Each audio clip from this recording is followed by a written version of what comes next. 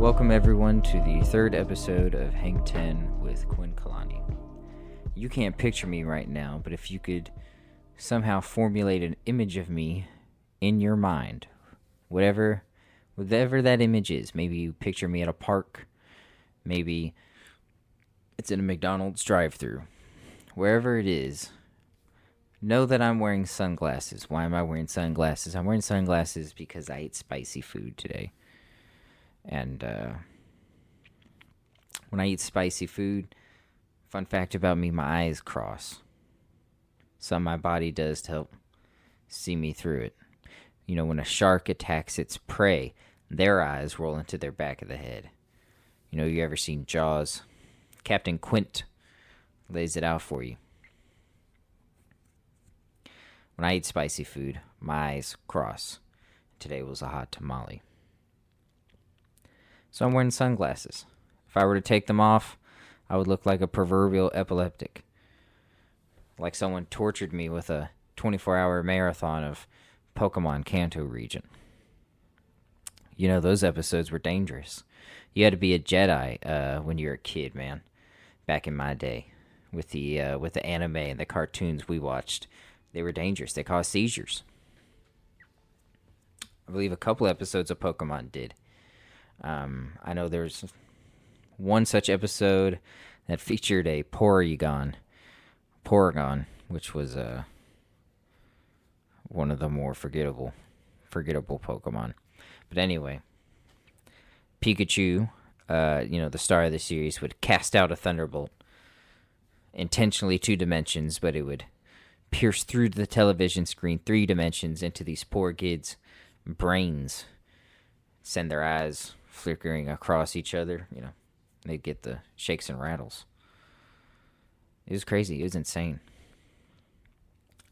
Pokemon was a revolution, man.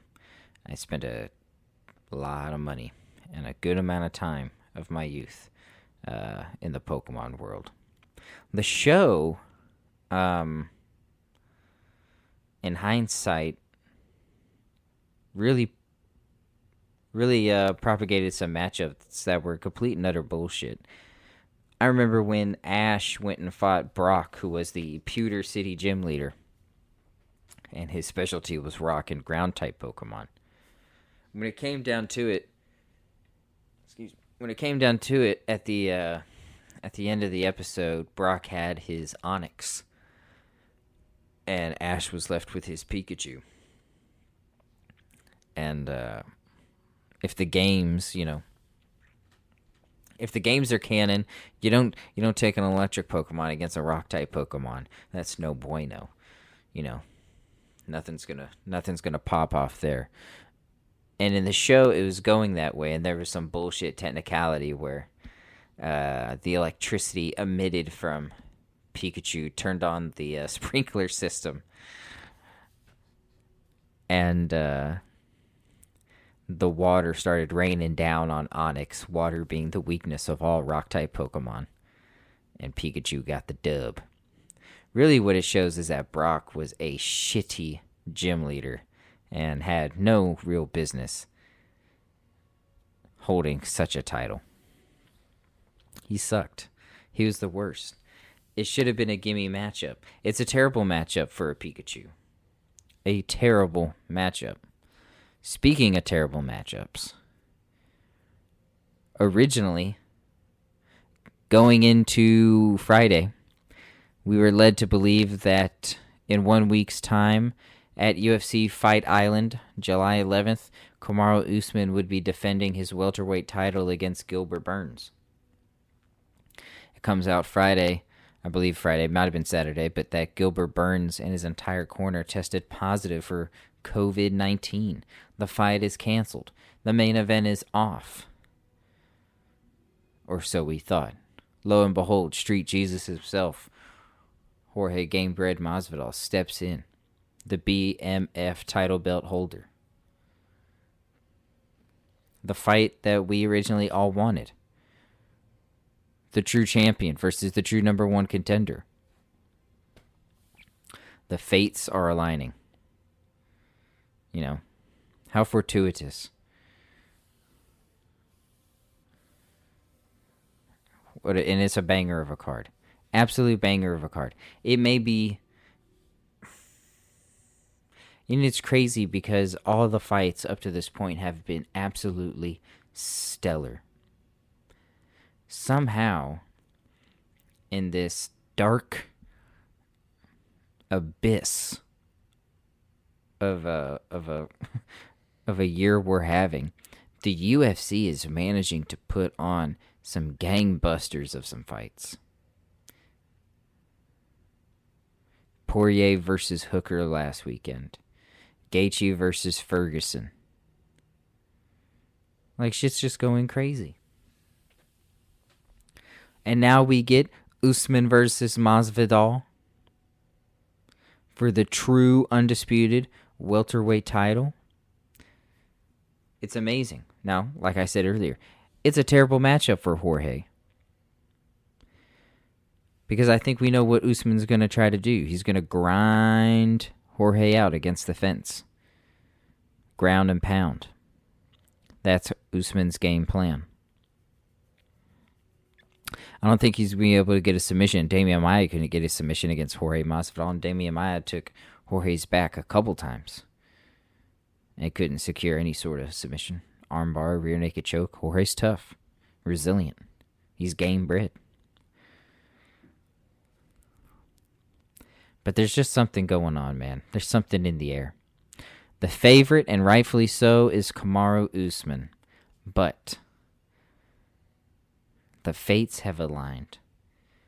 The planets have aligned. And in the images being released of Jorge Masvidal getting tested in amidst negotiations for this fight, dude's had a ear-to-ear smile on his face. Like a wolf. Wolves are sly, man. I think he's got something up his sleeve. He's got an ace in the hole. I'm not sure what it is. But my pick for the main event, UFC Fight Island, July 11th, I'm picking Jorge Masvidal to finish Kamaru Usman. I'm taking the underdog. Now, that's the main event. But that's not the people's main event, and it's certainly not where my heart aligns. It's not my main event. What we also got, we got Max Holloway versus Alexander Volkanovski for the featherweight title, the rematch. In the last fight, Volkanovski defeated Max Holloway by decision.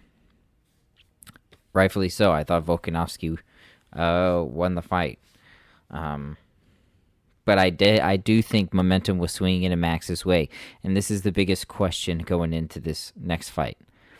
The momentum from rounds 4 and 5 that were swinging in Max Holloway's favor, will they carry through into a fast start for this next fight?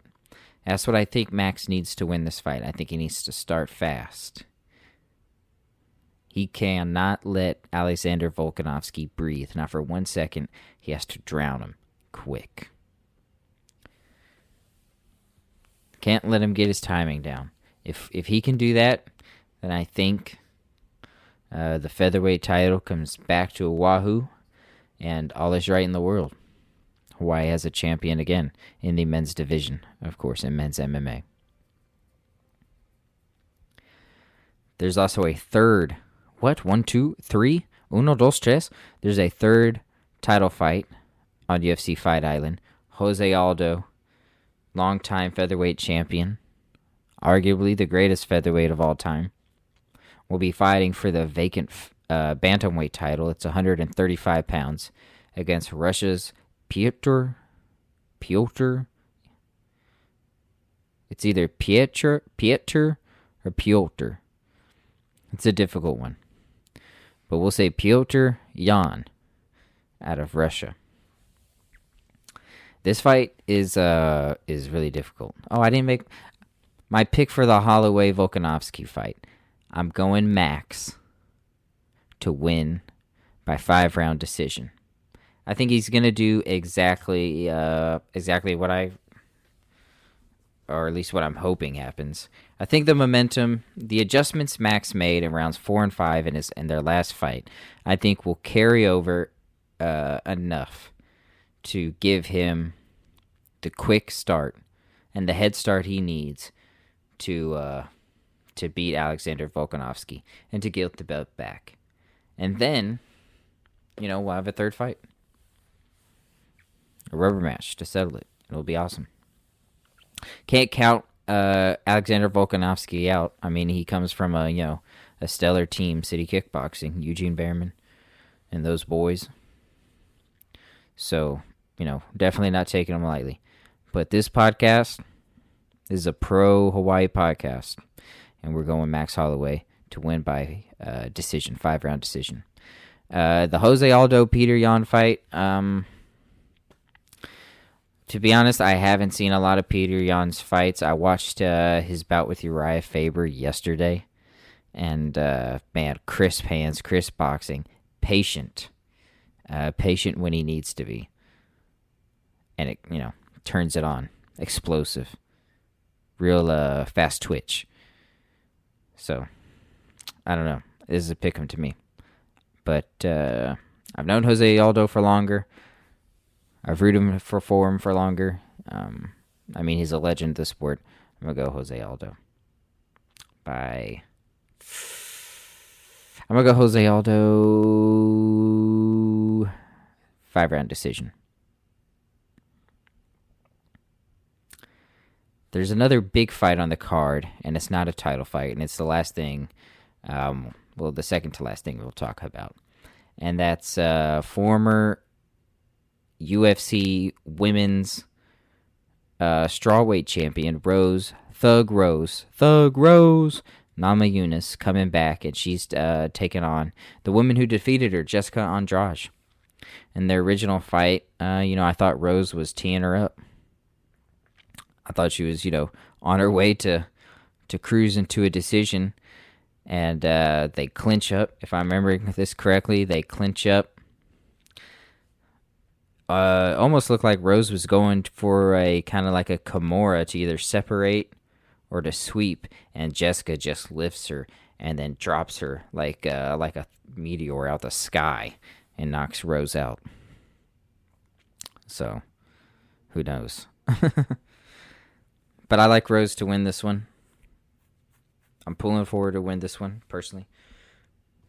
Got to root for the Americans. Got to root for your countrymen. We'll see what happens. I mean, Jessica Andrade is explosive. She's dangerous. She's powerful. She probably has the most powerful hands in that division. And for sure, probably the most powerful slams. But I like Rose in that fight. And I'm going to go Rose to get a finish within 3 rounds. Yeah. So here are my picks. For UFC Fight Island, July 11th, which I highly encourage everyone to check out.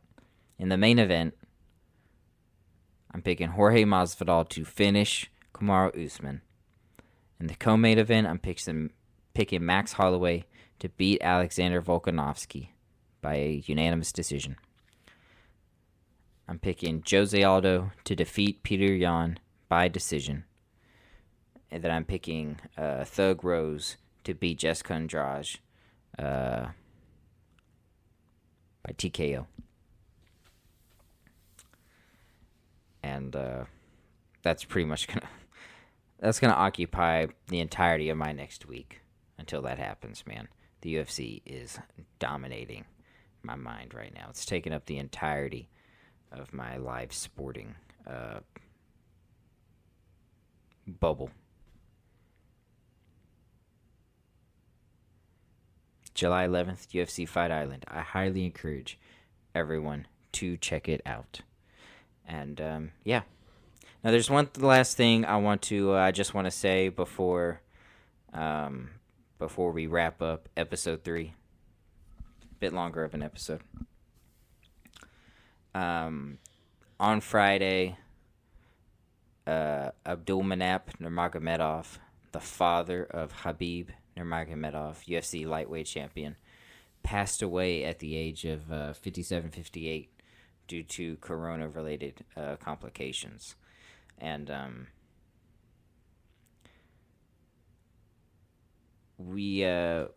I think it's important that we take a moment to recognize that this was a great man. Abdulmanap Nurmagomedov, I would be doing injustice to try to sum up his life in a minute and a half. But what I will say is that, just briefly, his impact on the youth of Dagestan in taking young men and giving them a goal, a motive, a drive, something to work towards that wasn't violent or damaging to the community, but instead built them up as men through sport, has proven to be invaluable. I feel comfortable in saying that Abdulmanap Nurmagomedov is he's the Bruce Lee of Dagestan, maybe even Russia, but he's as far as philosophy and legacy and his impact on the people of Dagestan and on martial arts. Abdulmanap is Bruce Lee level master, sensei level. So, rest in peace, Abdulmanap Nurmagomedov. It's tough. Our heartfelt prayers go out to Habib. I would encourage everyone out there, in closing, to wear a mask if you're out in public. A lot of bad things can be avoided if you sacrifice just a small amount. And statistically speaking, things will not return to normal or open up until overall numbers go down. So I would encourage everyone to do what they have to do to help bring that to happen. And that is it. I want to bid everyone farewell. Thank you for stopping by. Aloha. Deuces.